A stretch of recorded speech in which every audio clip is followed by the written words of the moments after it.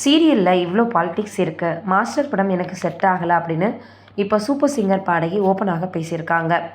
பாடகி சௌந்தர்யா சமீபத்து நேர்காணலில் தான் சந்தித்த அனுபவங்களை பற்றி பகிர்ந்தாங்க.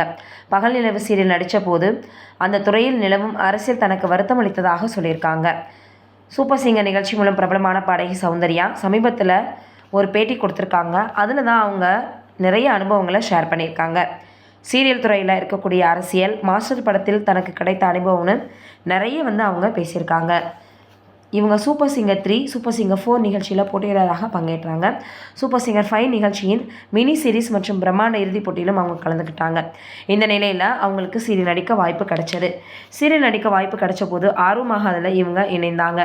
ஆனால் சீரியல் உலகில் தனக்கு தெரியாத பல அரசியல்கள் இருப்பதை அவங்க கண்டிருக்கிறாங்க. தான் கண்ட நிகழ்வுகள் அவங்களுக்கு வருத்தம் அளிப்பதாகவும் சொல்லியிருக்காங்க. மாஸ்டர் படத்தில் ஒரு சிறிய கதாபாத்திரத்தை நடிக்கிறதுக்கு இவங்களுக்கு வாய்ப்பு கிடைச்சது.